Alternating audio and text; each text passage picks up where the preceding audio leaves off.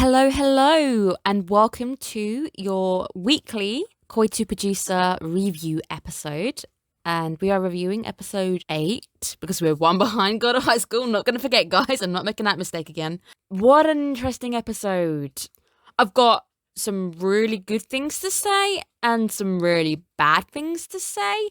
Thankfully, the more negative stuff comes at the end, so we can start on a happy, good note. So let's start from the top, guys. There's a lot of very clever things this episode that I want to talk about. This is where my flower knowledge comes in. I've got a lot of breakdowns for you guys to try and help you guys make heads or tails of what the hell you just saw. So let's start from the top. Today's title was Room 404. Not really the main centre of the episode. We open with MC running to go find Gavin. She had the visions of Gavin laying on the floor in the fire. So she's gone to run and try and stop that happening. And we find out that there is a internet outage in Loveland. And we also find out this has been happening for a few more days now. And for some reason, though, even though there's an internet outage, she manages to leave a message on his phone, which is a little bit odd. Normally, if there's an internet outage, you can't phone out unless you SOS it kind of thing. Like you did a whole emergency phone call thing. You can't do it. So I don't know how MC manages to do that. I think there's a few things in this episode we're going to have to just anime logic it. Put it down to anime logic, I'm afraid, or just a bit of an inconsistency there. So MC is aware that she is now the centre of everything, and that cuts to our beginning. So we enter into this hotel where MC starts to grill the poor receptionist. So she goes, "Let me see, 404. And he says that there's no such thing as a 404. Are you in the correct hotel? And trust me, guys, I've had that before where you think you're in the right hotel and you're not. I've had that happen. And she says, "Let me look at 404. But he says, as most hotels would be, this is correct. It's limited to guests only. So you can't go wandering about a hotel unless you are staying there. MC just says, "Fine, I'm going to go and buy a room and go and have a look upstairs myself. You lucky girl for having that money, that kind of money at your disposal." And we find out that the rooms jump. So they go 403, 405, and 404 initially doesn't exist. MC walks to leave and then she looks around and it has appeared. I'm going to try and run this episode a little differently, so I will try and link it in. Because you guys have seen the episode. If you haven't seen it, don't watch my videos until you've seen it yourself. So we see that Jose, the girl who went missing in the earlier episodes, is a big key player in this episode. What I quickly need to tell you is the room appearing was Jose's doing. So you might have been wondering why it suddenly appeared and didn't. It's all part of powers. I don't actually quite think it's hers. I think it might be Lucian's power, which does it, because he can create worlds and stuff. Bear in mind that the room appearing and vanishing is down to a power, not so much it being anything creepy. So we see that Jose is waiting for MC in the room, and she says, "I never imagined it would be you walking in instead of Gavin." So MC comes out and goes, "Why are you here? Where is Gavin?" Jose says, "So instead of killing Gavin, I'm going to kill you first and then kill Gavin." This is where things get interesting. I've got so many side things I need to draw into this. I'm trying to make sure I can do it without getting too confusing. So she creates a time slip. To be fair, it's not quite her power to do so, but for now, to make it simpler, let's just run that it's her power to create these time slips. And Jose takes us somewhere very interesting, which does exist in the real world. In the real world, if you were to go to Russia, you would find the Dancing Forest. And the Dancing Forest is a centre of mysteries. So this is us doing our own little real-life mystery finder here, guys. The Dancing Forest is a forest of trees which grow curved. So they grow all in the same kind of angle. They all point in the same direction. All of the trees have these really weird bends in their lower barks. And I'm going to show some really weird pictures now. They grow really weird. And I mean, like, these trees do loop-de-loops, they curl round. This forest is the centre of UFO mysteries, ghost sightings, the works. People think it might be chemical, nuclear. We just don't know. So this is a real-life mystery finder thing. I'm pretty sure the X-Files has done an episode on the Dancing Forest as well. The Dancing Forest is real, guys, and Jose takes us there. She sets up something we've already heard. She says, "My family walked into this place by accident, and only me and my brother survived, but now he's gone." We know that her dad was investigating this disappearance of a family who then were found kilometres away in this forest. I think it's just a little ironic that they are cleverly using this location as a place of this mystery. So Josie doesn't know what caused it. Her family just appeared in this forest. I think even her dad said they were in their apartment. They emerged kilometers away in this weird forest. And as Josie says, only me and my brother survived. This forest is a place of weirdness, guys. You can visit it yourself, but a lot of people even in Russia don't like this forest. This forest gives off very bad vibes. Flick back now to Jose, who says that my brother was killed because of you and Gavin. She says Gavin was killed by the secret forces. Justifiably, she's angry. She starts to fire upon MC. MC, you got skills, girl. Girl has skills. She's able to kind of dodge and roll and drop roll kind of thing away from these attacks. She says, at least now the future has changed and Gavin won't die. She's fine with being in danger as long as Gavin is okay. MC initially asks what Black Swan's up to. Jose says that I'm not here because of Black Swan, because Black Swan have just used us constantly and they haven't helped us out. Which we kind of get. Black Swan are using people to their own advantage. They're using these businessmen to get money. They're using the secret force people to kind of clean up after them. Jose as well was just a tool. They're using these evolvers to kind of get what they want, which is to wake up MC and her powers. MC says that, but it's okay. You can go to the task force. They'll protect you guys like you. Where Jose then goes, protection? No, you don't know anything, do you? And you're supposed to be the queen. This is my favourite scene in the anime. There wasn't much competition, but this scene I'm now going to break down bit by bit. There is very clever symbology in this next scene. And I knew something bad was going to happen before it happened, and I'm going to tell you why I knew it. So we cut to Gavin. He says that there's a power outage as well, and he's in a park at the moment. But he says there's been quite a few power outages lately. They're not quite sure why. They do believe that Black Swan has got this big plan they're moving into action, but they've got no lead. The only thing that they've got is that Jose, the girl who's gone missing, because obviously he's researching into Jose. She's been seen going in and out of the Greenwood Hotel. We now see the first bit of symbology going on. We see flowers, which are growing in like this beautiful art shape over Gavin. These flowers are purple clematis. I'm going to put some pictures. Aren't you guys lucky that I know my flowers? This is purple clematis. It's growing over the top here. It is naturally great at climbing. Purple initially as well means mystery, which is exactly what's going on here. Gavin at the time is saying, I'm going to protect you and the city, as he gets a flashback of MC in the hospital. Now, purple clematis, this is the perfect plant. They couldn't have picked a better plant. It means ingenuity. It's a very smart plant. She's also, ready for it guys, the queen of climbers. This plant is the queen. Get it? The queen of climbing up to the top, reaching the top. What is this all about? It's all about evolution, staying on top. Also, guys, if you want to go and eat the purple clematis, I really would not recommend it. It's very toxic, which is, again, perfect choice of plant going on. I have to give you kudos. This scene, I love this scene. Just take this scene on its own. This scene is perfect. A guy called Lytton appears behind Gavin. We find out from Gavin that he went missing during a mission and he presumed that he was dead. Lytton says that you're investigating into the task force and what happened to all of the evolvers. He basically says it, guys. All the evolvers taken into the task force protection have been killed. They've just been wiped out. No matter who they are, no matter what they've done, they have been killed. They're gone. Lytton then says, I was forced to do it and I couldn't bear it anymore and I ran away.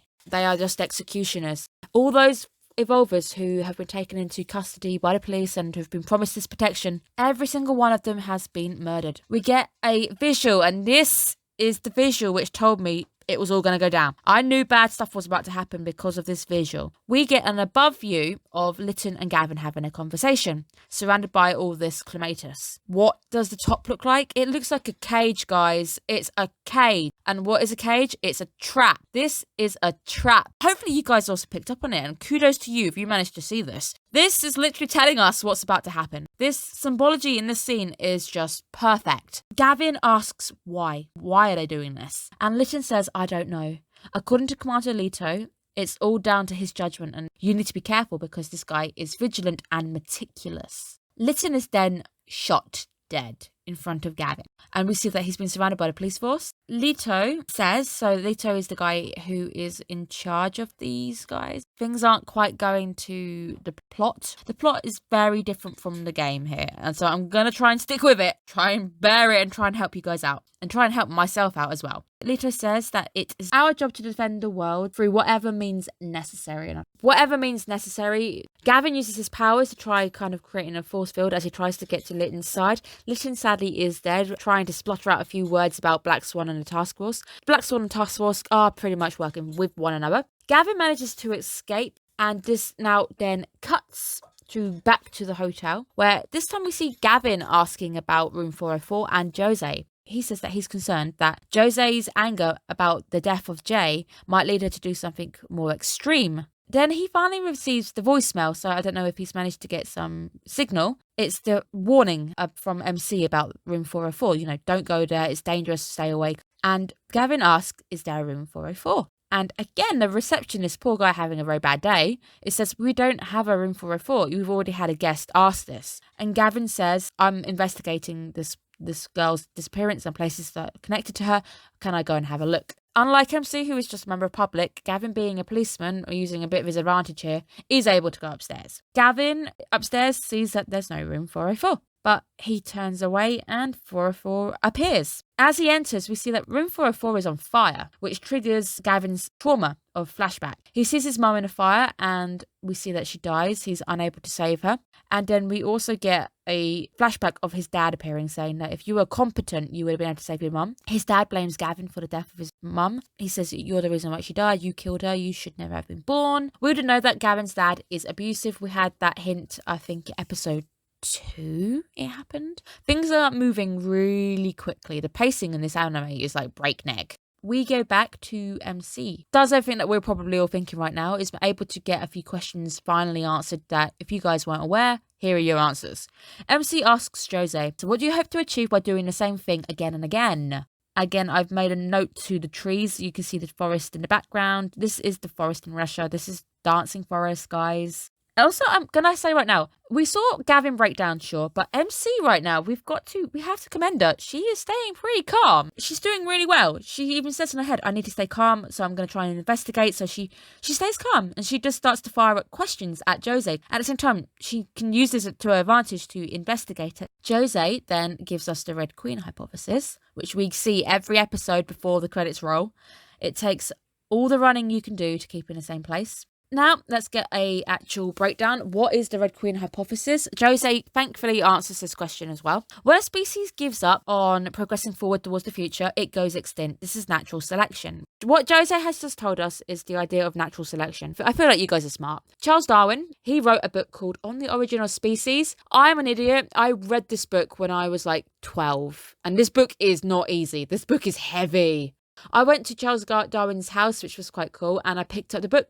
If you're at Charles Darwin's house and you're seeing all the shop, you pick up his book. And I picked up his book, I read it, it was confusing. And initially at the time, I was really into science. Forgive me for being a bit of a nerd when I was that age. What we're about to get, essentially, is natural selection. And Jose is just about to go into it a little bit further. The Red Queen hypothesis, that if a species gives up on progressing forward, it will go extinct. This is natural selection. Again, humans are no exception. They must evolve to remain the apex predator, the top of the species, the top of the food chain, or they will too go extinct. Black Swan believes that evolvers are the result of this evolution, and they want to study them. And when they were studying the evolvers, they found that there was a gene. And this gene was able to trigger powers, grant powers, and awaken evolvers as well. So awaken those evolutions, that further evolution, and that gene was the queen. MC then remembers when Victor said that my powers went out of control. And Jose says that when life is in peril, it can extend its chances of survival by a slim margin, which essentially that's what evolution is. It seems to be hinting that when MC is in trouble, that she's able to awaken powers. She even says again, if you were to die, that's the end. But if you somehow survive and I awaken your power, she's cut off by this point, of course. Jose has managed to make out of this is if she's able to threaten the Queen's life, which is threaten MC, her powers will go crazy and she should either get new powers or she's able to evolve more and she'll have a chance to survive. This is getting really confusing and really deep, so we're trying to keep it as simple as we can. Jose's cut off. MC starts to connect the dots. So everything that's happened to me up so far is to make me the queen. And Jose says, yes, it's all your fault. It's all your fault that everyone's getting caught up. Even your father, you have the queen's genes. She's essentially saying that your dad is dead because of you, because obviously he's been caught up with her who has the genes. We now cut to the scene, which I just, don't like it. And this is the start of a bit of a slippery slope for me. But we do have, initially, before we get to the slippery slope, we've got a very nice visual. We see Lucien standing, and in front of him are some dead snowdrops. Before we go into what a dead snowdrop is, what does a snowdrop represent? Because I am the flower queen right now. The flower queen is here to help you guys. Snowdrops are a sign of innocence, and they are also sympathetic. They are normally found as winter fades, they grow. Now, I want to come back to the snowdrops in a minute because we're about to meet somebody who you guys know. You've seen him. And you also know, if you've been watching my videos, I've been refusing to say his name out and out. I can't not say his name now because the anime's given us his name. You guys to remember the snowdrops for a minute. I'm going to go back to them after we talk about this Hades. Let's talk about Hades now. So Hades tells us. So we finally also get a face reveal here, which is a bit anticlimactic because we essentially kind of got his face in little bits before. He says, you were once a person I would consider a rival, but as you are now, you're a disappointment to me. We see in front of him red roses, which is a bit of an odd one because red roses normally are a sign of true love. In this sense, I think they're using them for danger. So red is a sign of danger and like it's a warning symbol. And we've seen them use red for warnings in this anime already, where MC with the red umbrella was a sign for warning. Obviously, when we got that beautiful scene with Lucien, my favourite scene ever, with Lucien looking on in the rain, we saw the red light. Red is also a warning and danger sign. So I think the red roses used here are just to give us that symbology of warning. Although it's a bit weird that they're choosing them because this show definitely seems to have the ability to use some very abstract flowers at times. So I'm pretty sure there's better flowers to use, but they chose the red rose, which is really, really weird. So with the queen, that he's going to awaken her to reach new heights. Humanity will now reach new heights when the queen awakens. And he is actually says that I'm going to be standing on top. Lucien says, you're saying that you have such power. Hades says that you will see in time. You can stand on the sidelines biting your nails in envy.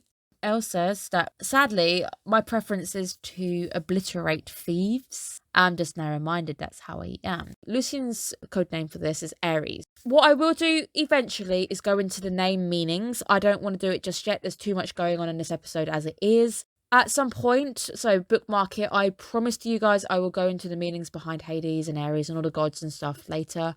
Let's talk about those guys in a different episode because we are now going to go back to the visual of the dead snowdrops. So I'm going to tie in a little bit of the Hades stuff here. Note that Lucien does threaten Hades. If you didn't get it, it was quite low-key, but he did threaten him.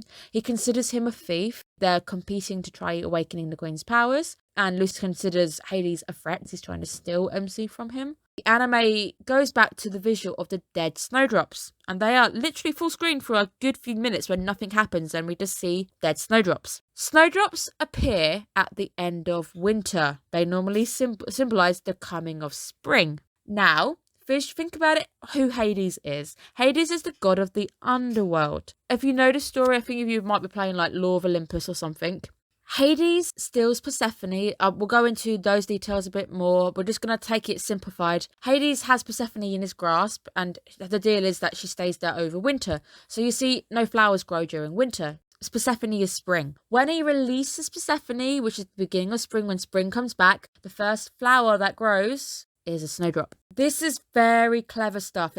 You need to be on your mythology and symbolism and lore for this, guys. But at the same time, very, very clever. And as much as there's a lot of bad things to say on this episode, you can't knock them. It's a very smart episode. And you remember those clematis? The clematis are a very smart plant. That is used for a reason. When we see dead snowdrops, remember I said that snowdrops are innocent and sympathy. Death of innocence. Death of sympathy. So when you're seeing these dead flowers, that is what it means.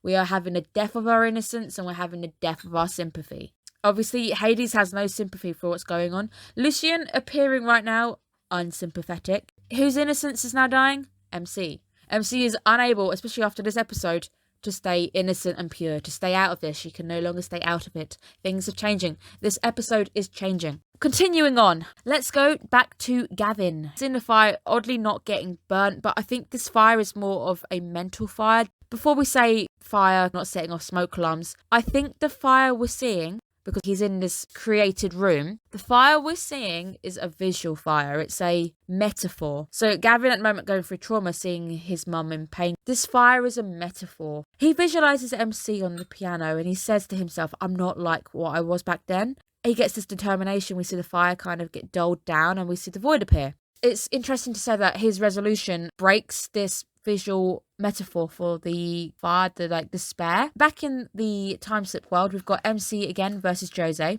Jose is disappointed. She says, this is the true queen. For someone like you, my brother was killed. She says, you can apologize in the afterlife. And she kind of powers up her fist kind of thing, her powers. MC then gets that Gavin visual and she says, no, I'm not gonna let you do that. And she gets angry because she sees that visual of Gavin laying on the floor, someone important to her, hurt. As she does this, her powers awakening again, we get this rippling effect. Jose's powers going crazy and start to take over her. Gavin appear finally. We finally get the two meeting up, which is quite late in the episode that we're getting them meet up.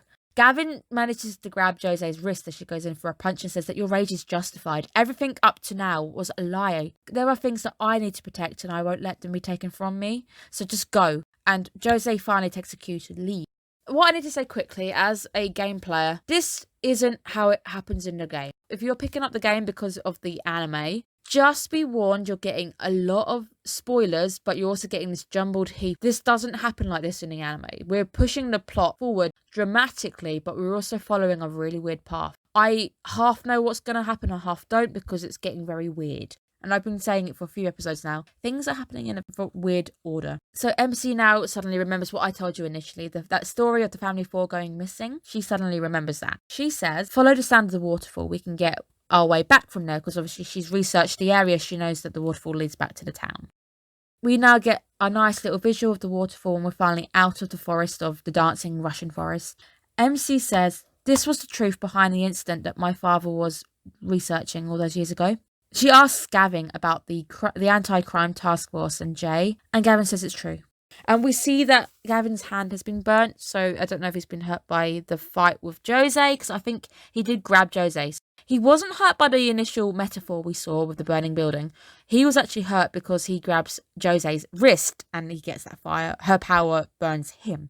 So we see MC go to tend to his wound, and then suddenly as she's tending to his wound, we get this shockwave go through all of Loveland. And this is where things go crazy. Very, very crazy. We see MC's like, what was that? Because she sensed it. We see Gavin collapse with a headache. He starts to struggle with his powers and his eyes glow red and his powers go crazy. He goes rogue. So his powers go crazy. Stay back, I don't want you to get involved in this. And he removes himself, he flies away. We just see him going off into the distance with his powers going mental. And then we hear Hades' voice ringing out in the forest. There's no need to feel remorse. This is just the beginning. O1, who carries the gene of the queen, he has a really formal way of introducing himself to her. He says with the queen's powers awakening, humanity now greets its moment of evolution. But this is also a time of culling. So those who cannot adapt into the new world have no chance but to perish. This is but the rule of nature. This is natural selection. There are people out there who are Darwinists, guys, and that is the idea that the weak will die out. The meme going around the Darwin Awards, this is it. People who are stupid, who have killed themselves in stupid ways. This is what he's kind of now alluding to. Hades now appears in front of her in smoke. MC, I have got to hand it to her. I was not expecting her to just run and try and grab the guy. She just goes for him. She literally goes for the guy. And as she grabs him, he vanishes into smoke. And we can hear Hades laughing, going, that's it. That's the way. You keep on running until you awaken. And then he vanishes. Ooh, oh my God. That's just that. So we now get our visual. We see Kiro also being affected by this headache, this power going rogue. And I need to quickly help you guys out. So what you're seeing with Kiro, because we see the girl go mental, going, he's mine, and we see everyone around him going crazy. Kiro's powers, if I need to remind you, is the power of charming. He's an idol. His powers going rogue makes everybody go obsessive over him. We see his powers to the negative. Too much of a good thing is a bad thing. I guess with some fans, they obsess too much, they become toxic. We see Victor, his warps around him going crazy all this time, and he says, I can't make it stop. We see MC walking alone towards Loveland, and that's when our credits roll. Our cutscene at the end is Lucien. We see Jose behind him, and she says, it wasn't like that. I'm sorry, I was just trying to avenge my brother. I wasn't meaning to get in your way. Please do not send me there. And we see Lucien turn around and use that power, and he sends her away. Again, reminder, he can create places. So if he saw it in the past, he's able to create that world with MC. He could show her the tree kind of thing. He can create worlds, places. That's why I think the Room 404 was his doing. Lucien can create places. So the question is, where did he send her? Did he send her back to the tree?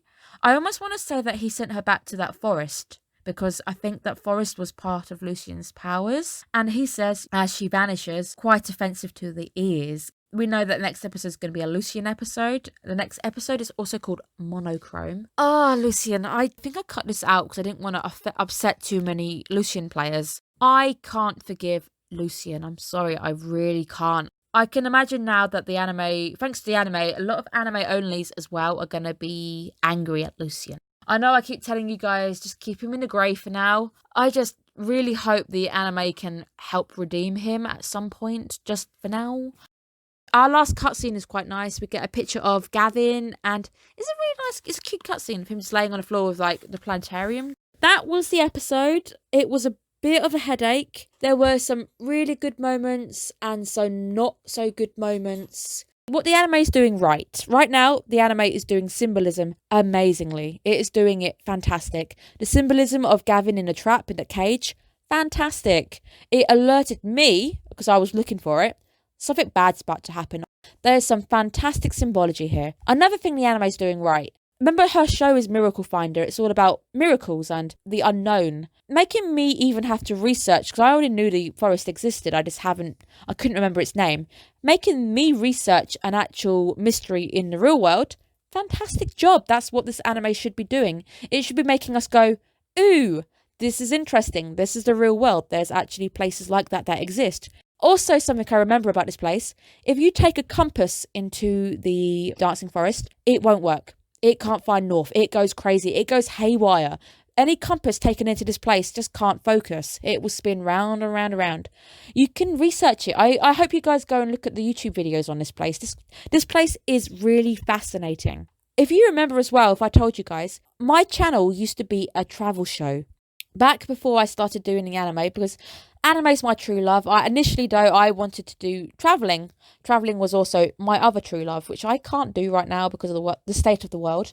The hotel stuff as well just made me think of those days. And when I went travelling, it was stuff like the Dancing Forest I myself would be into.